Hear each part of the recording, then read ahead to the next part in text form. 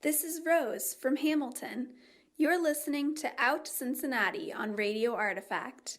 You're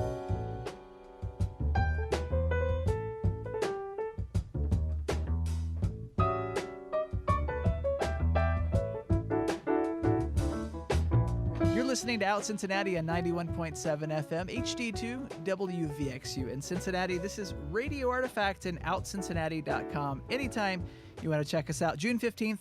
Hi, Melissa. Hi, how are you? Good. How's it going? What's on Hot Topics? Today we're talking about Doris Day, who unfortunately passed away this year. And Doris Day just recently. Please, please don't eat the daisies. So I wanted to dedicate this segment, to Miss Doris Day.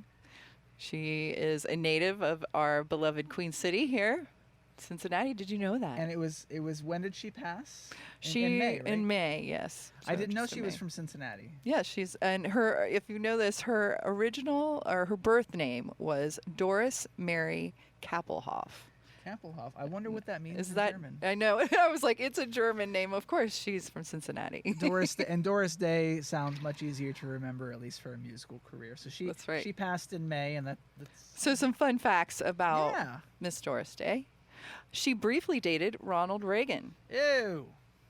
Yep, before becoming involved with her agent. Oh, a political statement, but ew is like, ew.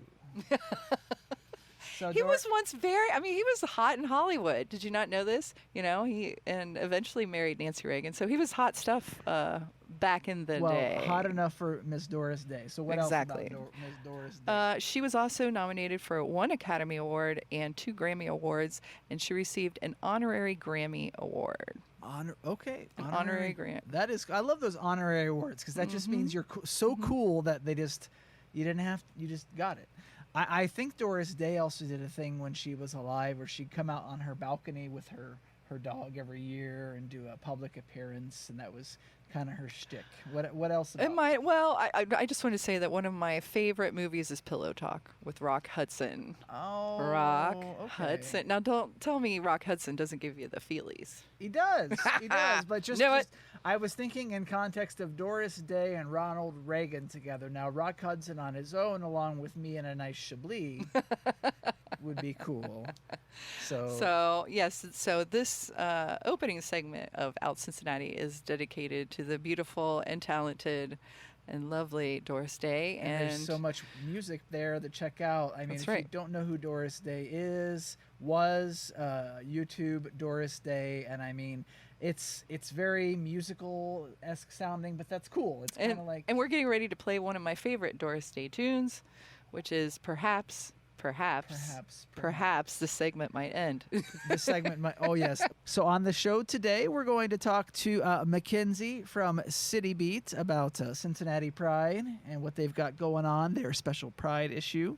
And then Middletown Pride. Middletown Pride folks will be here, and I think they just pulled up, actually. And we'll talk to Preston from the UC LGBT Plus Center about what they've got going on for Pride and at the center in general. And I think you've got a song ready to go. I am ready. So here is Miss Doris Day.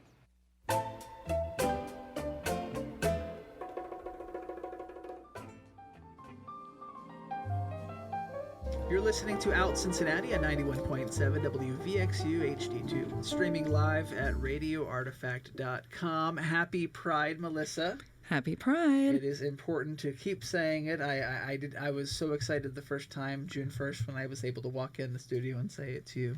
And to continue our Pride coverage, it's Mackenzie and Morgan from CityBeat, and I'm so happy to have you both.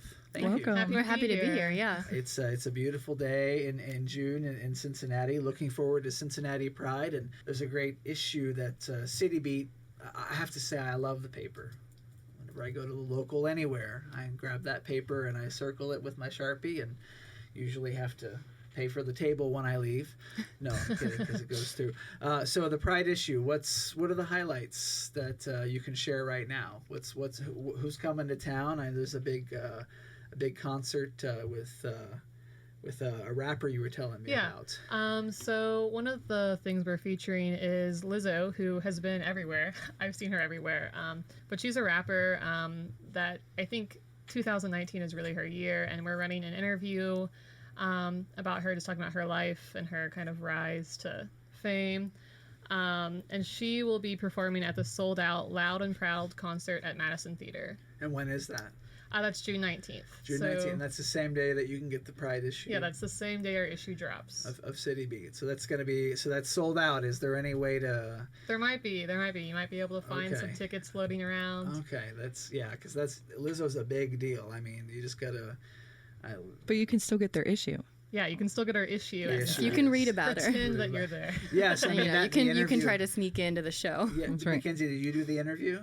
Was that? No, we're actually it's with one of our partners in affiliate Detroit. papers. Affiliate papers in Detroit. So. Oh, okay. So it's still like that's a cool. And she's from Detroit, so. And that's okay. So that's important to get the hometown. So what else is going on for Cincinnati Pride or the Pride issue? What's going to be on that list of? Because what I liked about it was the list of events and the fact that you could just go look and say, what's happening this day, and it seems to be easy to look at.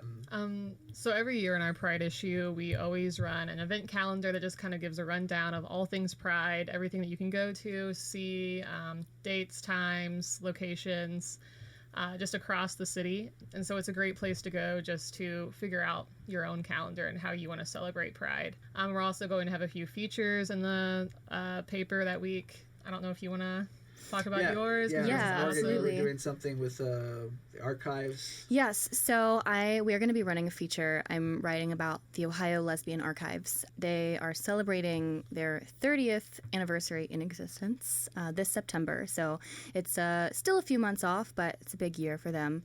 And basically, since 1989, they've been collecting and preserving lesbian art, music, poetry, newsletters, any sort of literature or flyer that existed in Cincinnati that they could get their hands on. They pretty much have. They have an incredible collection of artifacts from over the years, and it's amazing just sort of dig through their stock. Were you able to view the archive, and is that something that the general public is able to see, or how are they able to view that information?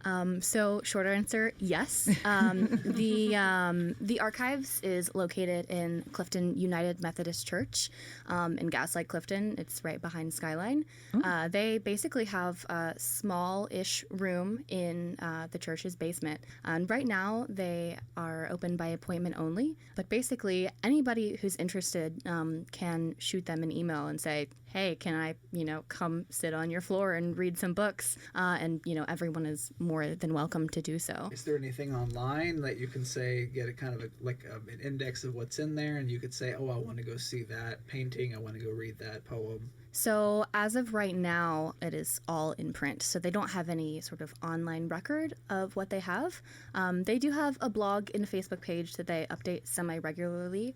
And sometimes they post about, different donations that they get from people, with old magazines and newsletters and stuff. But other than that, it pretty much all exists in the one room. It sounds like I want to know, when did you get a chance to go in there, and did you see what did you see that really was interesting to you? Yeah, so they have a ton of different stuff, but in the room, it's pretty much floor to ceiling bookcases stuffed with novels and magazines. And one of the really great things that they have is a collection of a newsletter called Dinah, which was sort of the catalyst for the beginning of the archives in the first place. So Dinah was basically a lesbian newsletter that was written in the 70s and 80s. The last issue ran in 97. And basically it was just sort of a little collaborative. They would post about events and get-togethers and sporting events and stuff going on at the bars. There were ads from lesbian-friendly local businesses. They reviewed books and poetry. So from those reviews that they would get, an issue they were kind of having was that, of course they wanted to seek out lesbian literature, but it wasn't in the libraries, it wasn't in the bookstores. So they would reach out to different authors and get, copies of their books to review in the newsletter. So after a while, they had a really big collection of all of these novels and poetry and literature and nonfiction. And they sort of said, okay, what can we do with this? So that's how the archives actually came about, was through the lit that they collected through Dinah. What's the most interesting or surprising thing that you learned in the archives? Something from, it could be a bakery or a weekly, like you were talking. What's surprised you about Cincinnati lesbian history? Well, first of all, it was surprising to me to learn that it even existed, because I live in Clifton. I live so close to the archives, and I only learned of it pretty recently. Just the fact that they are preserving the history of a group of people that may have otherwise been ignored is a really important aspect of the work that they do, because something that I sort of learned from the women who run it was that, at one point, especially in the 70s and 80s, before the archives got started, was that, lesbians were sort of, to quote them, invisible, and they don't want to, go back into obscurity. So really, the preservation of that culture is really important. I mean, because when I was over there, full disclosure, I was born in 96. So, that's... Right. There's... Well, it's a historical record Exactly. of the existence of that community. And so, in being born in 1996, that, or anyone, after that era can go now and go look at those archives. So you said it's open by appointment only. Yes. And how did they contact to do that? Yeah, so you can look them up on Facebook, Ohio Lesbian Archives, and you can send them a message there, and then they have an email listed there as well, which is Cool. how I reached out to them in the first place. Okay, great. And so look for, I guess, the article on the Ohio Lesbian Archives will be available In September, right? You said No, so it'll be in the Pride issue. Yeah, Their so it'll be- anniversary is in Yeah, September. so it's one of the feature articles of that issue. Okay. Yes. Yeah. So more details on that can be found at On June 19th, when the issue June drops 19th. with CityBeat, we're talking to Mackenzie and Morgan from CityBeat. Tell me, Mackenzie, what event is like the top, whatever you want, events to not miss? Where are you going? Where should Melissa and I go not miss during Pride? Yeah, well, I always think that the parade and the festival is a beautiful place to go just because there's so much energy there. And that's personally where I always like to go. So there's pretty much an activity for everyone. Yeah, I there's think. all kinds of different things, and the whole list, of course, with the CityBeat Pride. And so is it expanding, do you know, every year? Is it just getting a larger issue? Because it seems like I remember in some of the other local papers, they would have like a 2-page little thing that might mention Pride. And now it's like really expanded. Of course, like most papers are not really newspapers anymore, but they have like a bigger section or dedicate more time or front space now on their digital platforms to Pride. And so how do you see CityBeat fitting into that and expanding its coverage of LGBT focused just topics in general? Yeah. As arts and culture editor and as previously just a freelancer and a writer, I think it's important not only to write during Pride, but try to write throughout the year, and I think CityBeat has started to do that more instead of just having that central cover story during Pride. Like, let's extend that to other times of the year and not just say, hey, because LGBTQ It's like people June. It's exist just Pride's in always. June. Here's Right. your time, and you get Yeah, none of the rest of exactly. the year. Right. So I think it's important to not only cover it when everybody else is covering it, but try to make sure that all communities are being covered throughout the year. Yeah. And what's the reaction for people like, another? I know this is a common CityBeat thing to dedicate an issue, but just in general, do people say, oh, why do you dedicate a whole issue to? You kind of can't change people's minds, but is it always? Do you get positive reactions, or is there some kind of, well, you need to cover this in June too? I think we get a lot of positive reactions. I think people really like our Pride coverage, and I think people look for it from year to year. Yeah, it sounds like it's become a mainstay. It's you know where to go. That's the I keep going back to the fact I'm imagining the grid now. I can't wait to see. I hope it's a grid. That's what I like. Just need to say Monday, and it's like a big part is a big activity. A little part is like something you can fit in before you go home or something like that. So that will drop on the 19th of this month. The CityBeat Pride edition. Thank you, Mackenzie and Morgan. Thank you so much. Thank you guys. Out Cincinnati on Radio Artifact.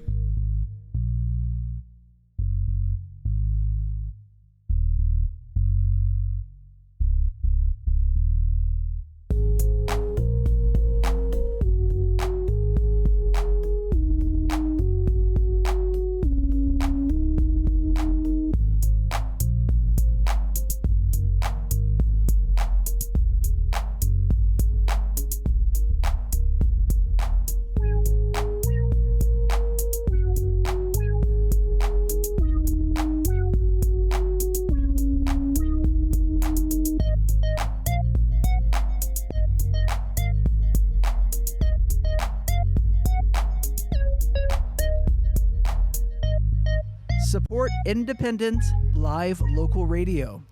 You can find Out Cincinnati on Facebook, Instagram, Twitter, and Snapchat at Out Cincinnati.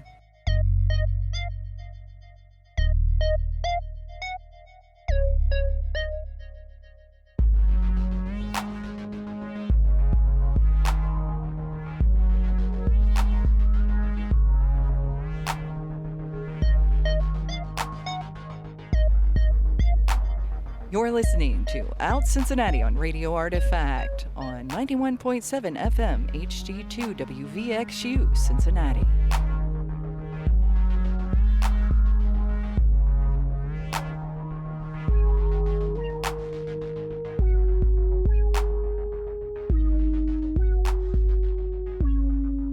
I'm Chris, and you're listening to Out Cincinnati on Radio Artifact 91.7 FM HD2 WVXU in Cincinnati.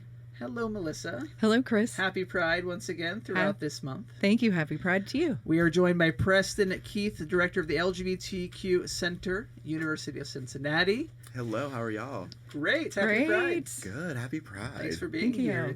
It's such an exciting month. It's a warm month in yes. Cincinnati, as you're discovering. So you're new to the center at UC. You're the director of the LGBTQ Plus Center. I'm a Bearcat, so thank you for keeping that center going. Absolutely. What's going on? I know it's the end of the school year, but I'm sure you keep going. Yeah, it's the end of the school year, and we're also looking at the fact that the center is about to celebrate its 10th anniversary in 2020, so that's exciting, and we're gearing up for lots of different campaigns and different celebrations and trying to archive some of the amazing milestones that the center has gone through over the last 10 years. When is the anniversary? So it's going to be in October. We haven't solidified a date just yet, but it'll be October of 2020. So we have a whole year to get ready for it. So that is awesome. And is there just because that's really cool, and if anybody wants to get involved with the archive, if anyone has a story, absolutely, anything like that, how can folks get in touch? What's the website for the center? Yeah, so the website is uc.edu/LGBTQ, but our direct email address is lgbtq@ucmail.uc.edu. If you have stories, pictures, videos, any types of artifacts that commemorate your time at UC, whether that's pre or post the center being created, that would be fantastic to showcase. And I'm just, this radio station is called Radio Artifact. It's kind of the home for Cincinnati indie music, and so whenever there's so many people with stories that just don't realize that they need to be shared or sit on them, so it's important to reach out for that archival process. We're talking to Preston Keith from the UC LGBTQ Center, and like I said, I'm a Bearcat, so I want to know what else is going on. Yeah, so no, not because of that, but because it's Pride Month, and I'm so happy that there's an office still at you. I mean, not that there wouldn't be, but I'm just happy that it's remained so vibrant. Yeah, so and with me coming in and having a fresh perspective and some new energy to bring to the center, a lot of the focus that we're doing in these next couple of months will be around our trainings, right? So making sure that our faculty and staff and students have access to knowledge and education around some foundational issues that might be impacting impacting our LGBTQ folks so that we can build a better system of allies and support network for our students on campus. We're also looking at a lot of advocacy things that we can do for our students to make sure that their time at UC is a time that they are happy about, that they feel affirmed with, and that the center itself and the university itself is as inclusive and welcoming as possible. So a lot of different programming to hit on that, whether that is through LGBTQ History Month, National Coming Out Day, Trans Day of Remembrance, Trans Day of Visibility, just making sure that folks feel like they have a home there and that folks feel like they're connected to the university. So you just mentioned you're new. Yeah. And so tell us a little bit about your background and how you came to be at UC. Yeah. So I've been doing LGBTQ specific work, but also work for underrepresented students across institutions of higher education for about 7 or 8 years now. I went to undergrad at the University of South Carolina, and then I went to grad school at University of Iowa. And while at University of Iowa, I found my passion was LGBTQ support services. I worked as their grad assistant in their LGBTQ resource center and did a whole lot of programs and trainings there and realized like that was my passion. And from there, went to become their LGBTQ multicultural specialist and then started to miss home a little bit. Home is Charleston, South Carolina. So Woo! Exactly, right? Fried chicken. Fried chicken and sweet That's tea. it. It's so Sweet. good. Right? The first one, the second thing I said was, Preston, let's go. Yeah. And You're ready. like, I'm ready to leave Anytime. right Yeah, let's go get some Cards fried packed, chicken and let's go. some sweet tea. No, so from Charleston, cool Yeah. city, yeah. It's beautiful. So then started working at UNC Asheville for a little bit, then went to North Carolina State University, and home was 4 hours away, so that was great. And then really wanted to go to that next step. And UC had an opportunity and a job, and I was excited about it. And here I am. And here you are. So what plans do you have looking forward? You have the 10-year anniversary coming up next year.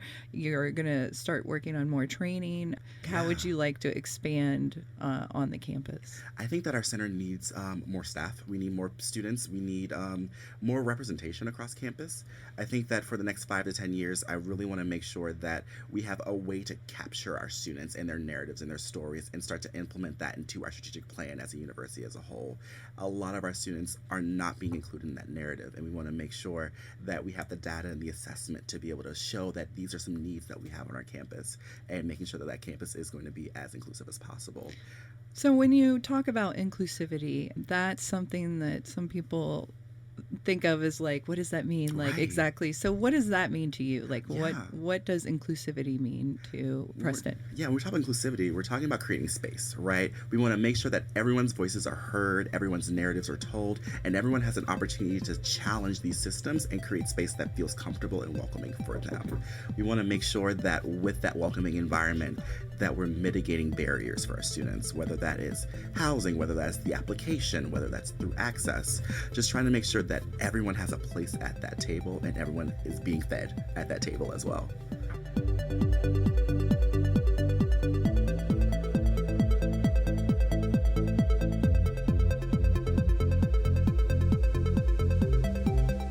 Hi, everybody. It's Jessica Diamond, the it girl of Cincinnati. It's Gay Pride, and you're listening to Out Cincinnati. You're listening to Out Cincinnati. We're talking to Preston Keith from UC LGBTQ Center. Thank you so much for being here. My question is kind of about, in 2019, what is student involvement like? Do you have students really stop by? Do they kind of want to shoot you a text or an email and not come to the center? And what is the involvement level from students, you know? Yeah, it really depends on the student. We have students who are frequent flyers, as we call them. They're in the space all day, every day. If the center was open for night and they can sleep there, they would be there. We have a lot of students who are accessing our space for our peer-led discussion groups, or our support groups as we like to call them.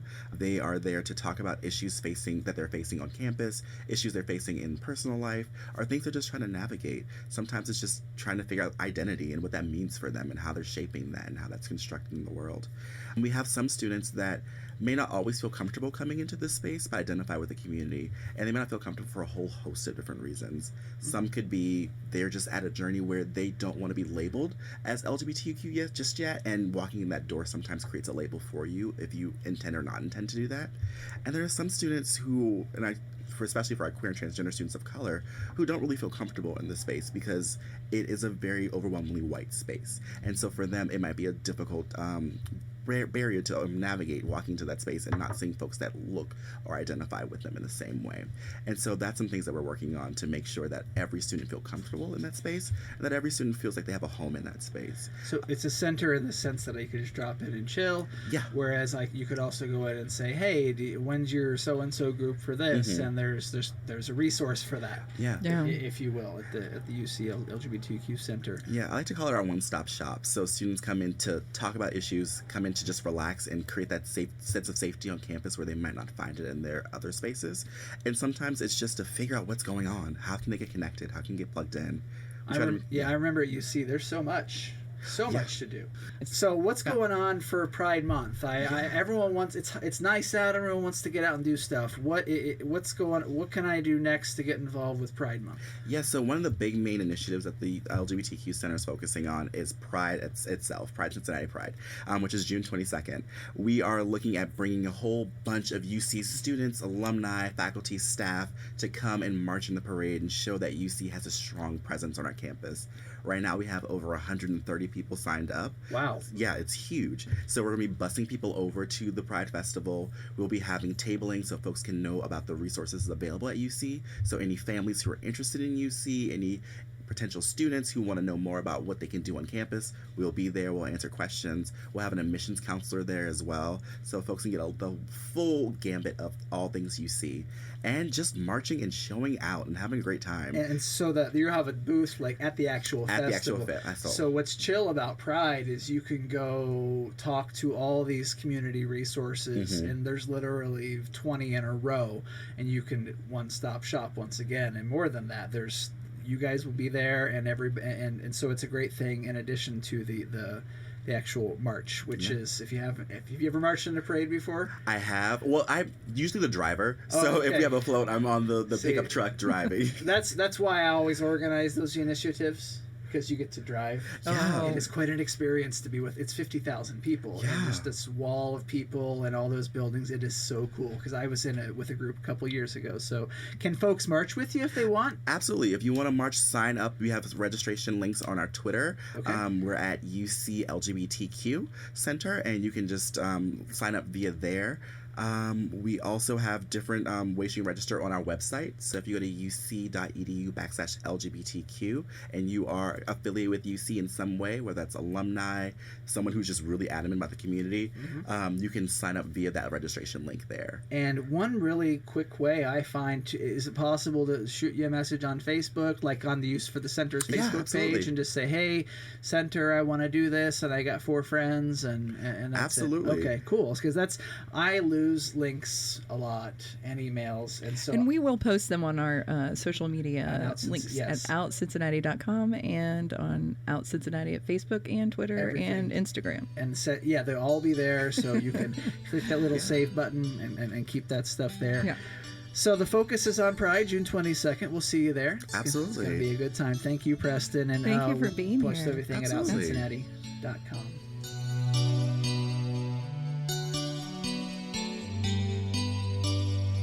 Hey everybody, this is Lexi Love, the girl you all love to love, and you're listening to Out Cincinnati.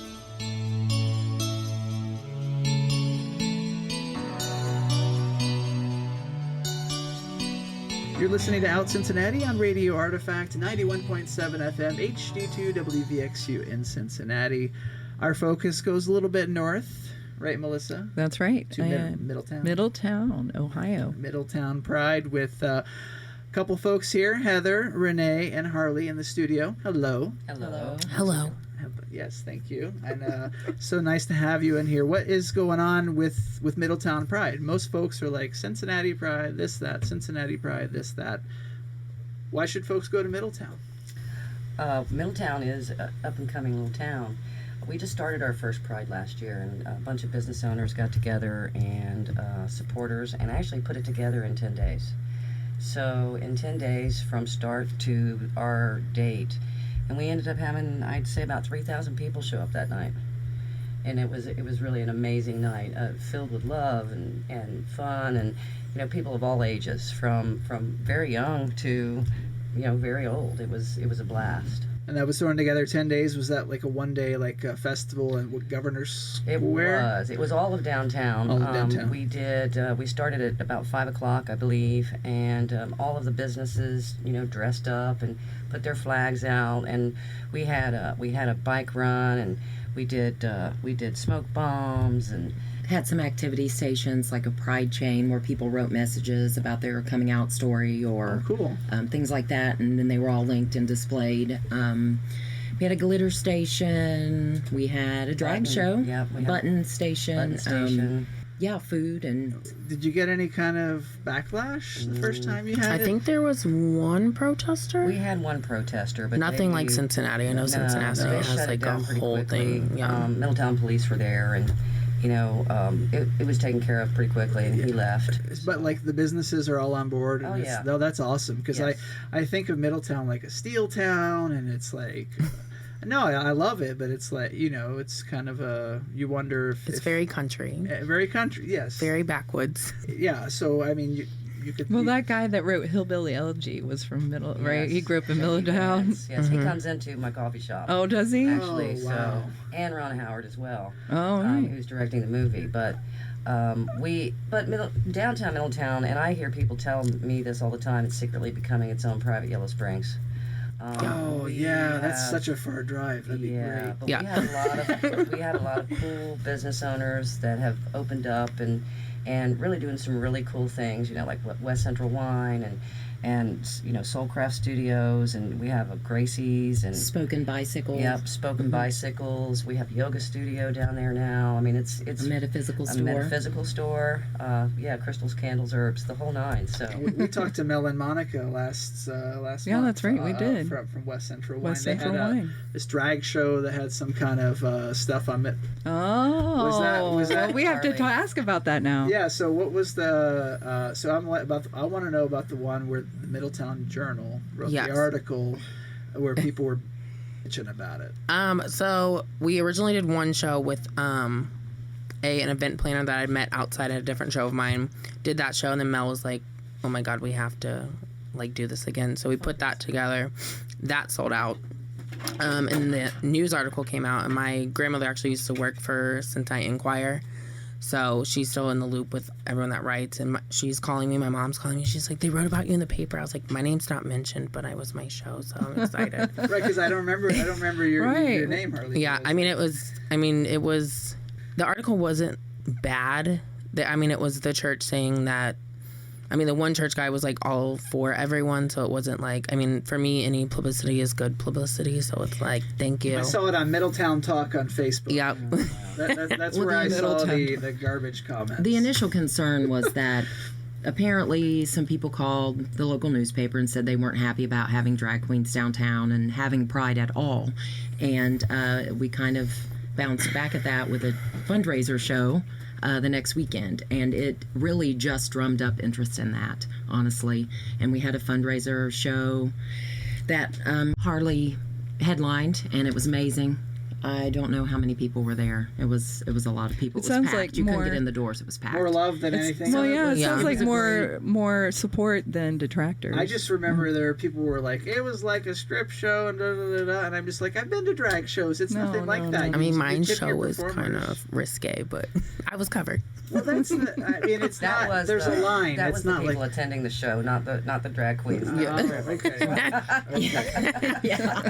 So we're talking to the folks from Middletown Pride. When is the actual festival? It's one day, or are there events leading up? So it'll be June 21st from 5 to 10. And then we have different events starting from 5 and ending at 10. Yes. And then some various after parties at local bars and places like that. Where in Middletown is it? Right. It is. It's going to encompass all of downtown. The drag show itself will take place at Governor Square, which is literally on the corner of Central Avenue and Broad Street. And There's a stage. Yeah, we'll have a big stage. You can't miss it. And I'm loud, so. And there's tons of parking in the back behind Triple Moon Coffee and West Central Wine. There's actually a bus station, and that was where the event parking is. So there's all kinds of parking back there behind our buildings. That's a cool. So it sounds like there's So people from Dayton or Cincinnati can come on out. Last year we had a lot of people from Cincinnati and Dayton that came out because it was the night before Cincinnati. A lot of people were not actually locals who stopped in, and it was great. They really had a good time. It's like a pre-Pride party. There's no excuse because I do know this year it's the night before Cincinnati Pride again, so there's no other Pride. And there will to be be at, right? There will be some at that time. We have a few places that people can even stay if they're coming from Cincinnati or Dayton. Don't want to drive. It's drive back to Cincinnati after you've drank a little bit, whatever. We have the Cornerstone Manor, which is right around the corner, and it's a beautiful mansion, and they rent spaces out there for rooms. And then we'll also have another hotel that will be. I think they'll be open by that time. Indigo Pass. Indigo Pass, it's called. And that's right there in the heart of downtown. So you just basically walk out the front door of that place and you're there. Nice. So I want to know, and you can give a shout out to your drag performers, the other folks that are performing with you, because I have a list. So is it? Do you want me to read them so I don't put your name? That's, you know what, Harlee knows me very well right now. Okay. Yes, and so do that for me, please, if you don't mind, and then tell me the time, because I'll be for the whole thing, but like if folks want to not miss that drag show, when should they be in Governor Square? Alrighty, so drag show starts at 7 o'clock and it ends at 9. Myself, Harlee Rainz, my drag mother, Thais Rainz, she'll be one of my co-hosts. She's a local celebrity. She's been doing drag from Cincinnati to Florida and everywhere in between. And then all the way from Dayton, Ohio, we have another co-host, which would be DeRay Larez. She's won multiple titles. We have a bio queen, and if anyone's not familiar with that, it's a biological woman doing drag. Her name is Olivia Jane. She's won many titles in the bio queen systems. Her husband tie her up. We have a local from Trenton, Ohio, her name is Armani Devine. She's worked in Lexington, Ohio. She's actually in Florida a lot, and I want to go to Florida, but we can't. We have one of my really good friends, Kimberly Lorraine. We have 3 amazing drag kings. One is from Columbus, Ohio, called Riley Poppyseed. And then a married couple from Dayton, Devin Dame and Gage Gatlin. Very cool. And so that's a big bill. See, all that drag at once. No, that's a lot of variety. That is really, really I wanted to cool. make sure to get like locals and then some from Columbus, totally. Dayton, and Cincinnati. So. This show will be PG because it is outside. Okay. And we do anticipate having parents with children, myself included, that's going to be down there for the evening. So they're going to be, no bad words. It'll be very PG. We just need to make sure that Riley brings some muffins. Oh my god, get that going. I'm not even kidding. Like Middletown is not ready for him. He is so theatrical, and I like fell in love with him. And I'm just gonna throw poppy seed muffins at him. I'm sure that Riley's probably never heard that before with the name. Oh, I'm Please sure. come say that to him. Just give him a muffin. With a name like Poppy Seed, I'm sure you're, and then insert dad joke. Right? I'm excited for the drag show, for the whole thing. And aside from that, there's booths, event stuff for people with their kids. Absolutely. Resources. What else can people find walking around? Vendor opportunities for sure. You can find the information on our Facebook page if you'd like to be a vendor. We are still accepting sponsorships as well, because this is all volunteer. No profit is made. It's all, for the sake of Pride. So if folks want to be a vendor or just help out, where's the easiest way to do it? 2019 Middletown Pride on Facebook. Nice. Okay, so just do a search for that, and then you can send a message, say, hey, I want to help out. Volunteer opportunities too. Correct, yes. I'm sure there's plenty of stuff needs done that night. Okay, that sounds good. So that's 2019 Middletown Pride on Facebook. OutCincinnati.com will have the links there, or where you can find it, and on our Facebook page or Instagram or Twitter. Awesome. So it's June 21st. That is, in case you wanted a place marker, the day before Cincinnati Pride. But of course, go out, Middletown Pride, June 21st. All the details at our social at Out Cincinnati. And you're listening to Out Cincinnati. Thank you, folks. Thank you. Thank you.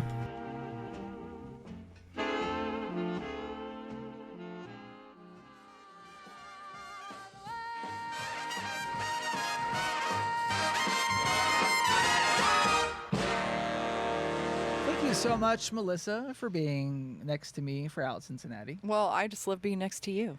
Right. So we will convene on OutCincinnati.com and anywhere that says Out Cincinnati in about 1 week. And in 1 week, it'll be Cincinnati Pride. Right, we're doing more focus on Pride because it's Pride Month. Yeah, so on the 22nd, we actually have a show on Cincinnati Pride. Today we talked to Mackenzie from CityBeat, folks from Middletown Pride, which is coming up on the 21st, which is Friday. And we talked to Preston from the UC LGBT office about what's going on with them in Pride, and lots of fun there. And so we'll have all that information on our website at outcincinnati.com. Yes, and so we'll see each other in a week for our Pride edition, and you can look for clues on social media all week about that. This is Out Cincinnati.